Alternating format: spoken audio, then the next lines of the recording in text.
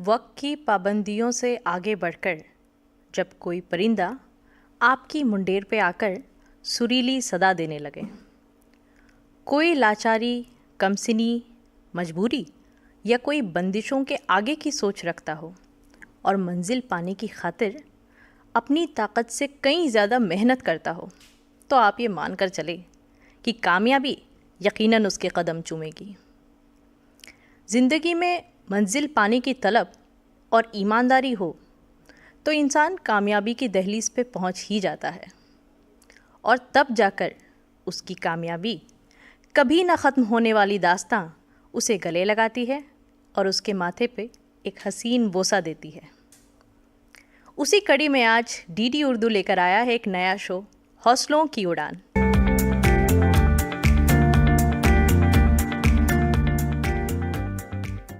और मैं सोनम गिल, आपकी मेज़बान। तो चलिए आए दोस्तों, आज आपकी मुलाकात करवाते हैं एक ऐसी बाकमाल शख्सियत से जिन्होंने ख़ुद को मुआशरे के सामने नज़ीर पेश किया है। पल्लवी फौजदार जी।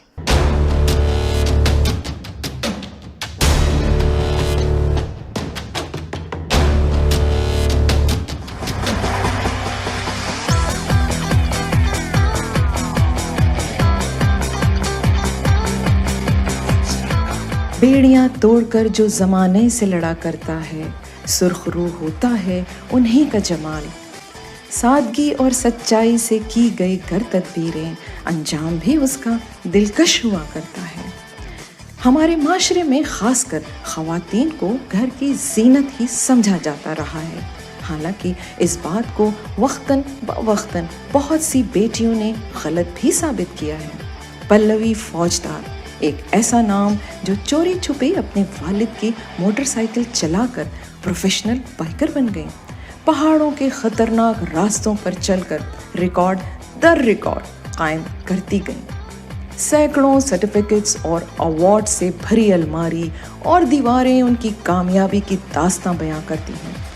4 बार लिम्का बुक ऑफ रिकॉर्ड्स में अपना नाम भी दर्ज करा चुकी हैं। यही नहीं, सदर जमहूरिया ने नारी शक्ति अवार्ड से भी नवाजा है। पल्लवी अपने घर में शौहर और 2 बच्चों के साथ खुशगवार जिंदगी गुजार रहे हैं। इनकी कहानी हमारे माशरे की ख़वातीन के लिए एक मिसाल है। पल्लवी की कामयाबी और हौसलों को देखते हुए तो बस यही कहा जा सकता है, हो खुदी पर यकीन तो सहारा किसका, मंजिल उसे मैसर इरादा बुलंद जिसका। पल्लवी जी, आपका तहे दिल से इस्तकबाल है हमारे आज के शो में। बहुत बहुत शुक्रिया सोनम जी, हौसलों के उड़ान शो में मुझे शामिल करने के लिए। मैं तहे दिल से आपकी शुक्रगुजार हूँ। पल्लवी जी, एक इनडोमिटेबल राइडर की सूरत में आपको जाना जाता है जी। और एडवेंचर्स मोटरसाइकिलिस्ट हैं आप जी। जिन्होंने सिर्फ एक बार नहीं बल्कि 4 बार जो है वर्ल्ड रिकॉर्ड कायम की है। जी। अपनी जर्नी के बारे में हमें ज़रा बताएगा, इसकी शुरुआत कैसे हुई, इसकी नींव कैसे बनी?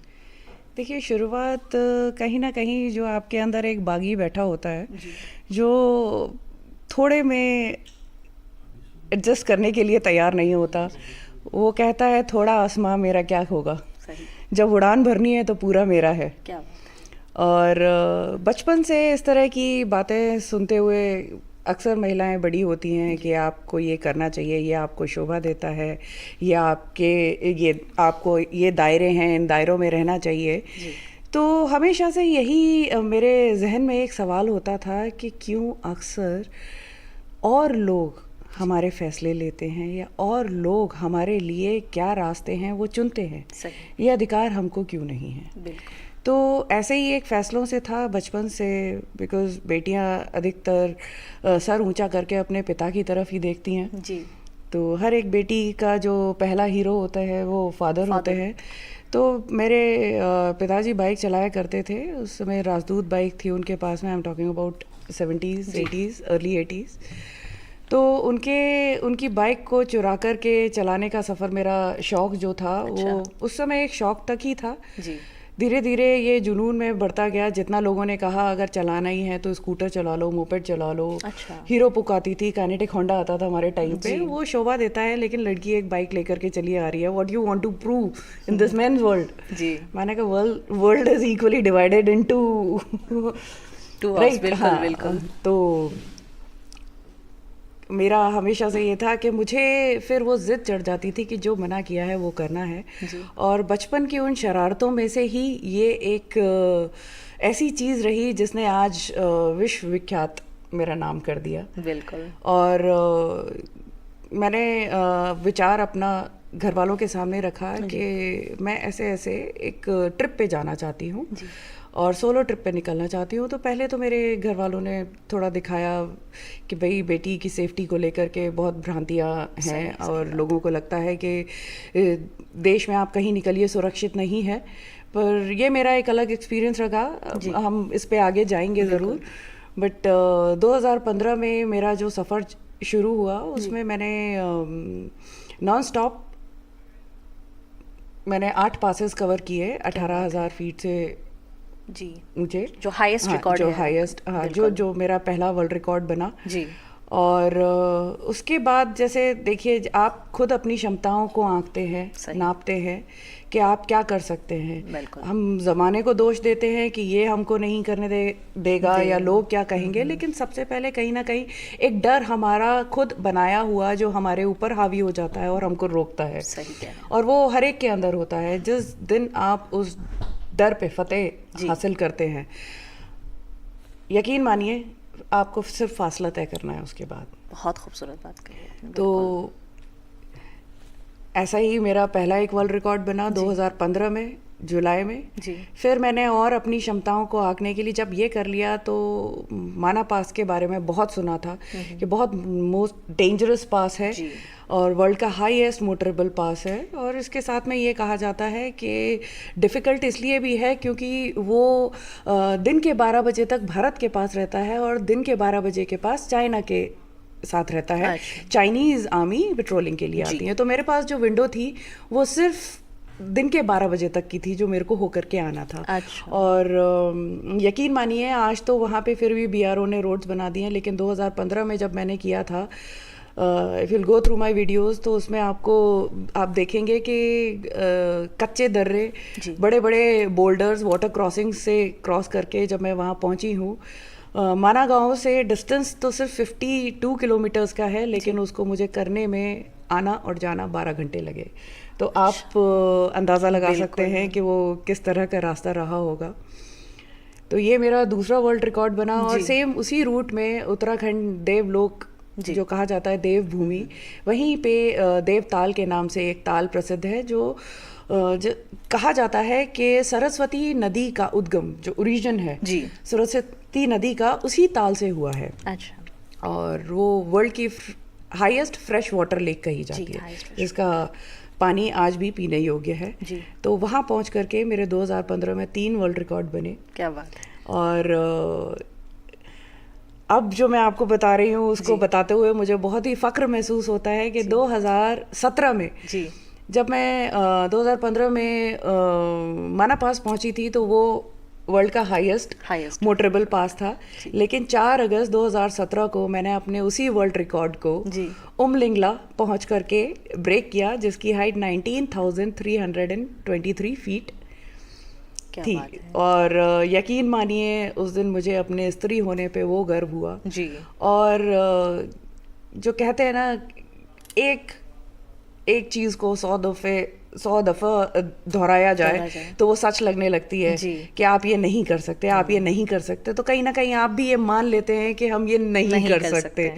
पर उस दिन अपनी असीमित क्षमताओं को जान करके कि ना केवल मैं, हर एक महिला सक्षम है अगर वो ठान ले अपने सपनों को पूरा करने के लिए। बहुत खूबसूरत बात है। ज़माना तो बाद में रोड़ा है, पहला आप है। और आपने जैसे ये खूबसूरत, यहाँ से एक बात ये भी निकल के आती है कि जो जैसे होता है हम एक दूसरे से नहीं कम्पीट कर रहे होते हैं, हम ये बेंचमार्क अपने लिए सेट करते हैं, फिर उसी को हम क्रॉस करते हैं। देखिए आपकी हमेशा लड़ाई आपसे ही होती है। आप अपने विचारों पे विजय पा लिया, आपने ज़माने पे विजय पा लिया। बहुत खूबसूरत बात है। बहुत अच्छा लग रहा है आपसे बात करके, एक नई दिशा भी मिलती है सोच की, सबको जाहिर है, हमको भी और हमारे समाइन को। और आप ये भी प्लीज़ बताएं कि जो सोलो, क्योंकि आप जितना आपके बारे में पढ़ा है, सोलो राइड्स जो है वो ज़्यादा रही हैं, तो सोलो राइड में क्या क्या तकलीफ, किस तरह की चीज़ों का आपको सामना करना पड़ा है? देखिए, मैं सकारात्मक सिर्फ पॉजिटिव इंसिडेंट्स ही आपके साथ शेयर करूंगी। जी। सोलो, एक तो आप अपनी मर्जी के मालिक होते हैं। सही। अगर आप, because I am a nature lover और यूनिवर्स से कनेक्ट रहना मुझे बहुत पसंद है, वही मेरी असली ताकत भी है जी। जो मुझे असलियत में ऊर्जा जहाँ से मिलती है। तो अगर मुझे कोई मकाम पे पहुंचकर कहीं अच्छा लगा, मैं स्पेंड करना चाहती हूँ और टाइम, तो वो मेरा अकेले का डिसीजन होगा।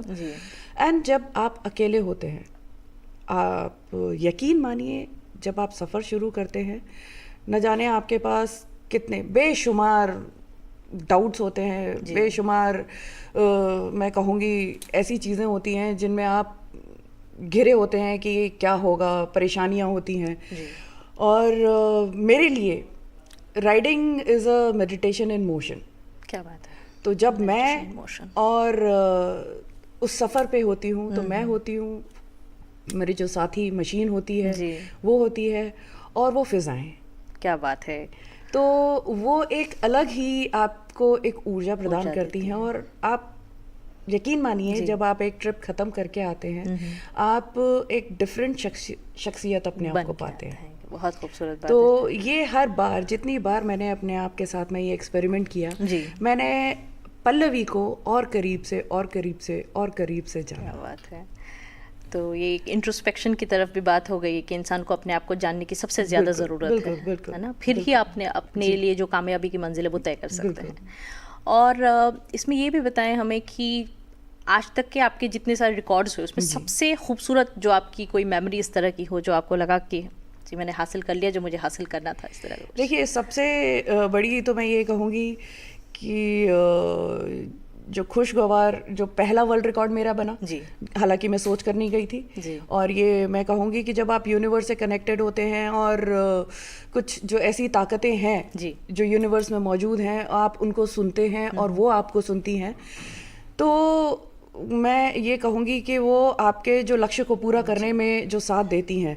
तो मेरा जो पहला वर्ल्ड रिकॉर्ड था वो मैंने कभी सोचा नहीं था, तो वो मुझे बहुत खुशी हुई थी और पूरी स्त्री जाति के लिए गर्व हुआ था कि वी आर लिमिटलेस। बिल्कुल बिल्कुल। एंड दूसरा मेरा, जब मैं अपना ही वर्ल्ड रिकॉर्ड ब्रेक किया था उमलिंगला पहुंच करके, तो वाकई में एक सीरियल भी आता था और मैंने बहुत सारी बच्चियों के और महिलाओं के मुख से ये सुना कि काश हम लड़के होते तो हम ये सब कर सकते थे। तो मैं ये कहूँगी कि एक ऐसा एग्जाम्पल सेट हुआ था। तो वहाँ उन ऊंचाइयों पे पहुंचकर मैंने ईश्वर से जब बात करी, तो मैंने उनको बस एक ही चीज़ कहा कि अगले जन्म में मुझे बिटिया ही पैदा कीजिए। कितनी खूबसूरत बात है। और इसमें ये भी है कि आपने, जैसे कि अमूमन मोटरसाइकिलिंग को जो है उससे उसको रिलेट किया जाता है कि वो एक मेल डोमिनेंट स्पोर्ट है, जो एक स्टीरियोटाइप कॉन्सेप्ट होता है, उसको आपने रिमूव किया है। और जो आज ख़वातीन हैं हमारे मुल्क की, पूरी दुनिया की बेसिकली, तो वो आपको देखती हैं तो बहुत ज़्यादा वो जो इंस्पायर होंगी, जाहिर सी बात है, और अपने लिमिट्स को पुश करने की वो कोशिश करेंगी। आप क्या समझती हैं कि कितना ज़रूरी है कि जो हमारी बच्चियां हैं सिर्फ बेटी पढ़ाओ और बेटी बचाओ तक सीमित नहीं हैं, बल्कि उनके शौक़ भी पूरे करने की जो एक सोच की आज़ादी होती है वो उनको मुयस्सर हो? देखिए, बिल्कुल, पढ़ाना लिखाना एक ऐसी स्वाभाविक सी जिम्मेदारी है जो हमारे माता पिता पूरा करते हैं, जो जिसमें वो मतलब सक्षम हो या नहीं हो, लेकिन अपनी पूरी कोशिश करते हैं। लेकिन इसके आगे एजुकेशन आपको मिल गई, इसके आगे की जिम्मेदारी आपकी है। सही।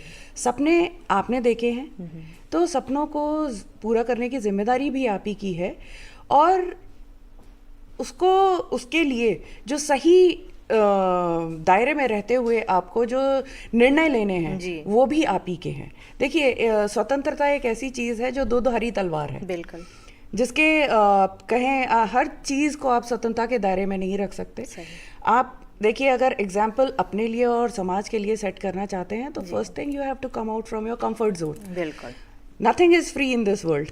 सही कह रही हैं आप। तो हर चीज़ की एक कीमत होती है और वो आपको अदा करनी पड़ती है, तभी आप अगले पड़ाव के लिए पास किए जाते हैं और अगले चरण में आप जाते हैं। तो यही एक चीज़ होती है, जो हर एक स्टेप बाय स्टेप आप अपनी क्षमताओं को करते हैं जी, और आप अपने लक्ष्य, अपने सपने की तरफ हर बार एक कदम और क्लोज पहुंचते क्लोज हैं। पढ़ते, बहुत खूबसूरत। और जो सबसे मुश्किल आपके माउंटेन टेरेन्स की अगर हम बात कहें जो आप क्रॉस कर चुके, जैसे लेह लद्दाख से जी, कश्मीर वैली में, जी, इस तरह के जो आपके सबसे मुश्किल टेरेन्स थे कवर करने के लिए, वो कौन से थे? देखिए आज के टाइम में मैं कहूँगी तो आप अगर जाएंगे लेह लद्दाख तो आपको खूबसूरत वादियाँ और बेहतरीन रोड्स मिलेंगी जी। जो आपके शहर से बेहतर रोड्स होंगे। लेकिन उस समय वही एक फन था जो ऑफ रोडिंग हम कहते थे, रोड्स नहीं होती थी और वहाँ पे आप पहुँचते थे। चैलेंजेस आज भी हैं बिकॉज हाई एल्टीट्यूड है, एक्यूट माउंटेन सिकनेस होने के चांसेस होते हैं। तो ऐसा नहीं होता कि आपने सिर्फ तय किया कि इस सफ़र पे जाना है आपने और आप निकल गए जी, टैंक फुल करके। इसके लिए पीछे बहुत सारी प्रिपरेशन भी होती है बिकॉज जब आप सोलो प्लान करते हैं तो आपको जो मशीन, जो साथी है आपका, उसको आप लेकर के जा रहे हैं। तो अगर आप किसी दोस्त के साथ जाते हैं तो उसका मिजाज समझना बहुत ज़रूरी होता है, वरना दुश्वार हो जाएगा वो सफ़र आपके लिए। तो उसी तरीके से जो मशीन, जो साथी है आपका, उसको समझना बहुत ज़रूरी है। और छोटी मोटी मरम्मत जो आपको रास्ते में करनी हो वो आपको सीखना पड़ता है, जैसे पंचर उसमें शामिल हो गया और भी बहुत सारी चीज़ें हैं। और सेकेंड चीज़ होती है हेल्थ को लेकर के, because weather is a very big challenge in front of you. High altitude में ऑक्सीजन कम होने की वजह से आपको ब्रेन को और हार्ट को ऑक्सीजन नहीं मिलती है, तो हार्ट एंड ब्रेन स्ट्रोक होने के चांसेस होते हैं, जहां मैक्सिमम डेथ इस वजह से होती है। तो उसमें आपको क्या राइट मेडिसिन लेनी चाहिए, आपका खान पान क्या होना चाहिए, तो इन सब चीज़ों पे आपका ध्यान होता है। और कहीं आप ऐसे स्थिति में फंस जाते हैं जहां आप लाइक लैंडस्लाइड हो गया जी, ना आप आगे जाने के रहे ना आप पीछे जाने के रहे, तो आपको कुछ ऐसे साधन लेकर के चलने पड़ते हैं, लाइक पैक्ड फूड हो गया, चॉकलेट्स हो गई, जो आपके ब्रेन को सिग्नल देते हैं इफ यू आर हंग्री कि now your stomach is full, इस तरह की होती हैं। ड्राई फ्रूट्स हो गए, तो जो आपको सरवाइव करने के लिए, जिंदा रखने के लिए काफ़ी होता है। बाकी तो मैं कहूँगी हमारी सरहदों पे जो हमारे भारतीय जवान मौजूद हैं वो आपको कहीं से भी किसी भी डर का एहसास नहीं होने देते हैं। और जब तक आपको वो दिखाई देते हैं दूर तक, आपको यही लगता है कि आप अपने घर में हैं, सुरक्षित है। क्या बात है। और इन सारी चीज़ों में जो आपने, जैसे आपने बात कही कि आपको एक मेडिकल असिस्टेंस की अगर ज़रूरत पड़ जाए, फॉर एग्जांपल आप एक हाई ऑल्टीट्यूड में होते हैं, ब्रीथिंग इश्यूज होते हैं, हाइपोथर्मिया जी, तो उसमें मेडिकल असिस्टेंस की ज़रूरत पड़े तो आप अपने आप को किस तरह से आप प्रिपेयर? देखिए, सबसे पहली चीज़ क्या होती है, अगर आप कुछ भी पत्थर भी गिरा या कुछ भी आपको चोट लगी, फ्रैक्चर हुआ, तो मैं स्प्लिंटर साथ में रखती हूँ, बैंडेजेस साथ में रखती हूँ, ताकि उस जगह उसको सीधा करके आप बैंडेज बांध करके आप फर्स्ट एड अपने आप को दे सकें। पेन बहुत ज़्यादा अनबेरेबल है तो इंजेक्शंस रखती हूँ, वोफ्रोन और इन सब चीज़ों के, कि अपने आप को दे सकें आप। और बाकी मेडिसिन रहती हैं माहौल से रिलेटेड। डायमॉक्स होता है जो ब्लड थिनर का काम करता है। अगर डायमॉक्स आप नहीं लेते हैं, नहीं लेना चाहते हैं, तो आप गार्लिक पिल्स लीजिए जो आपका ब्लड थिनर का काम करता है। और अगर आप वो भी आपको नहीं मिलता है तो डिस्प्रिन तो अमूमन मिल ही जाती है, वो भी ब्लड थिनर का काम करता है, तो आपको ये स्ट्रोक से बचाता है। ये सारी तैयारियों के साथ। बट मैं थोड़ा सा जैसे मैंने बताया नेचर प्रेमी हूँ, तो मैं अक्सर घरेलू जो उपाय होते हैं उनमें ज़्यादा ट्रस्ट करती हूँ। तो उसमें गार्लिक हनी आता है, तो वो मैं 15 दिन पहले से लेना शुरू कर देती हूँ। बहुत शुक्रिया ये शेयर करने के लिए।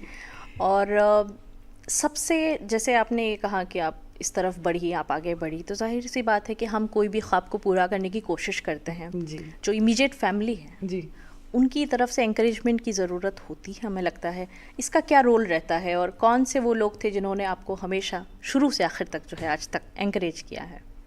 देखिए, आपको फैमिली चाहती है कि आप ऊंचे मुकाम पे पहुंचे, लेकिन सेम टाइम पे वो प्रोटेक्टिव भी इतने ज़्यादा होते हैं। ज़रूरी नहीं है कि उस फीलिंग के लिए आपका एक महिला होना ज़रूरी है, इवन बेटों के लिए भी। आजकल फैमिली इतनी ज़्यादा प्रोटेक्टिव होती है कि उनके जो रिस्क टेकिंग कैपेसिटी होती है उसको कम कर देती है। जब तक आप रिस्क नहीं लेंगे लाइफ में, तब तक आप आगे कैसे बढ़ेंगे। तो मैं एक वाकया ज़रूर शेयर करना चाहूँगी आपके साथ में। जब मैंने फैमिली के सामने अपना लद्दाख ट्रिप का प्रस्ताव रखा कि मैं ऐसे ऐसे निकलना चाहती हूँ, तो उन्होंने कहा ठीक है, जब छुट्टी मिलेगी हस्बैंड को चले जाना। तो मैंने कहा नहीं, मैं अकेले जाना चाहती हूँ। तो ठीक है, फ्लाइट से जाओगी या कैसे, टिकट बुक करा देते हैं। मैंने कहा नहीं, मैं बाइक से जाना चाहती हूँ। तो मेरी माँ का पहला सवाल था कि अब तुम्हारी वो उम्र नहीं रह गई कि जो लड़प्पन में जो तुम किया करती थी, और भाई 2 बच्चों की माँ हो, शादीशुदा हो, अब थोड़ा सीरियसनेस लेकर के हो। अच्छा, जो तो ये एक फितूर है जो तुम्हारे दिमाग में कब शामिल होगा। अगर आप किसी से भी कहिए कि बाइक चलाकर पहुंचना चाहते हैं, तो it's not a very big achievement.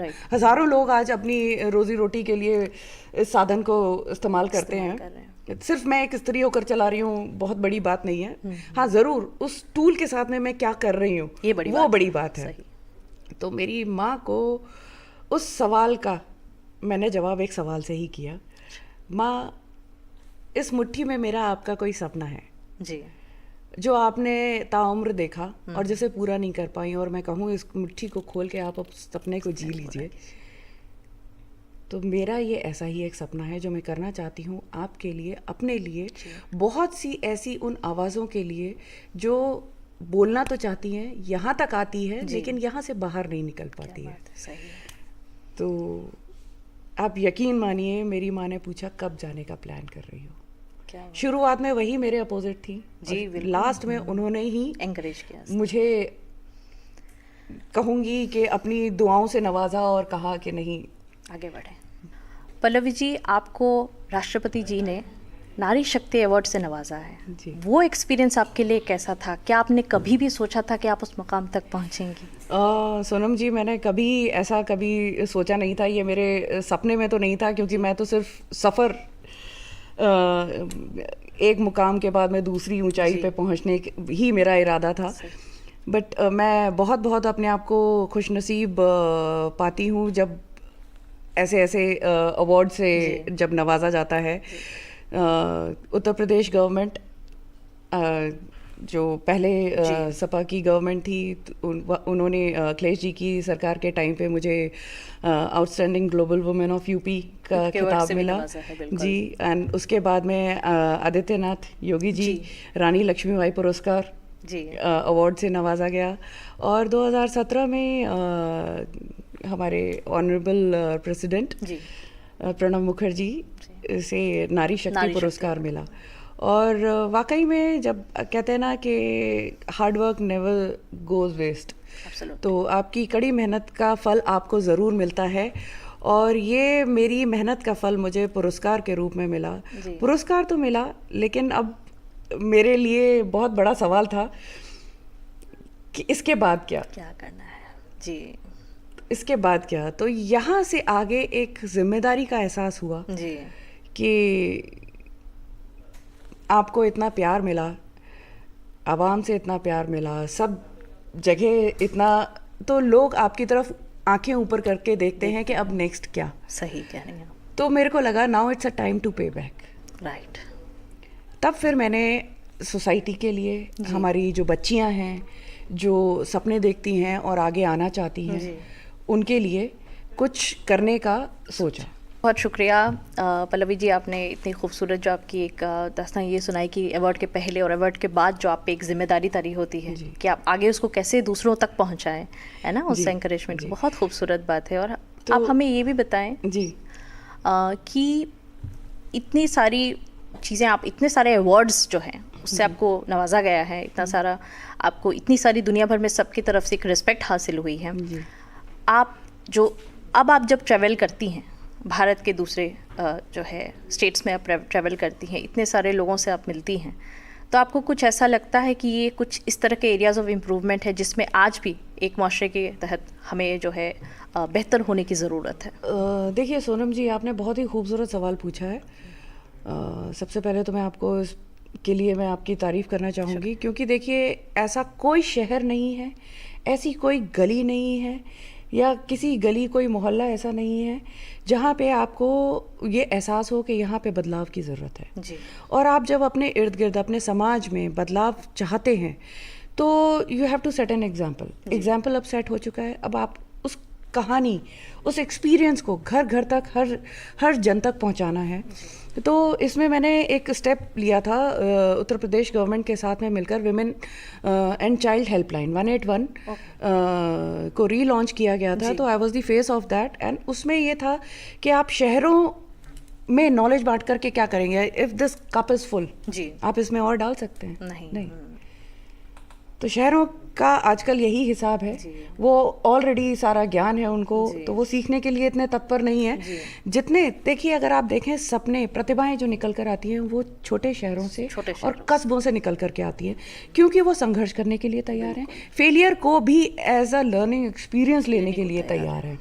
तो इसमें मैंने जो मुहिम स्टार्ट करी थी उसमें ये किया था कि एक टीम बनाई थी महिला बाइकर्स की, एंड उसमें ये सुनिश्चित किया कि हम एक टीम बन करके हर एक कस्बे और एक गांव, अगर हमें अपनी राष्ट्र की, अपने प्रदेश की नींव को मजबूत बनाना है तो उसकी शुरुआत गांव से शुरू होती है।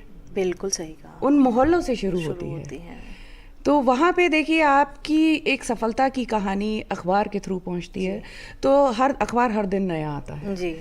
अब मैगज़ीन के थ्रू पहुंचती है, तो जब तक वो मैगज़ीन है, जब तक कि उसमें आपकी चाट बना करके या मुरमुरे बना करके नहीं बेचे जा रहे, तब तक वो जिंदा है कहानी की असलियत है। फैक्ट है, बिल्कुल। और लेकिन एक चीज़ होती है जब आप रूबरू जी किसी से होते हैं, जब आप खुद मिलते हैं और अपनी कहानी, अपनी ज़बानी बयां करते हैं, तो वो जो इम्पैक्ट होता है ताउम्र कायम रहती है। और जब भी आप कभी ऐसे मुश्किल मैं कहूँगी मुश्किल वक्त से गुजरते हैं, तो आप उस समय उसकी कहानी याद करते हैं कि उन्होंने क्या किया जी। तो जब उन्होंने कर लिया तो मुझे आज क्या रोक रहा है। सही बात है। तो यही एक एहसास हर एक शख्स के अंदर जगाना ज़रूरी है, और जब ये हर एक के अंदर एक जिम्मेदारी आ जाएगी अपनी मिट्टी के लिए, जो कर्तव्य है, जो मैं कहूँगी जिम्मेदारी है, फ़र्ज़ है, उसको आप पहचानने लगेंगे, तो यकीन मानिए आपको कोई रोक नहीं सकता। आप खुद नहीं रोक पाएंगी, लिमिटलेस हो जाते हैं आप खुद नहीं रोक पाएंगी। बहुत खूबसूरत बात है। पल्लवी जी, इतनी खुशी हो रही है आपसे बात करके कि हम चाहते ही नहीं कि ये जो गुफ्तगू वो कभी ख़त्म हो, और वक्त की पाबंदी रहती है, और हम चाहते कि इससे पहले कि हम यहाँ से अपना ये जो है गुफ्तगू ख़त्म करें, हम चाहते हैं कि आप हमारी आज की जो नस्ल है उनके लिए कोई पैगाम प्लीज़ शेयर करें। बहुत बहुत शुक्रिया ये अवसर देने के लिए। मैं 4 लाइनें कहना चाहूँगी जो खुद की लिखी हुई हैं, और बहुत सारे शोज़ में मैं बोल चुकी हूँ, लेकिन फिर भी दिल के बहुत करीब हैं, और आज भी जब मैं उनको बुदबुदाती हूँ या दोहराती हूँ तो मुझे वापस से हिम्मत मिलती है। अक्सर मुझसे लोग पूछते हैं, ऐसे मुश्किल सफ़र पे निकल जाती हो, क्या डर नहीं लगता? तो डर ऐसा नहीं है, डर मुझे भी लगता है, डर मुझे भी लगा फासला देखकर, लेकिन मैं बढ़ती गई रास्ता देखकर, मंजिल खुद ब खुद करीब आती गई मेरा हौसला देखकर। क्या बात है, हौसले की उड़ान की आप एक बहुत खूबसूरत सिंबल बन के हमारे प्रोग्राम में आज शामिल हुई। आपका तहे दिल से शुक्रिया पल्लवी जी, बहुत शुक्रिया, बहुत शुक्रिया।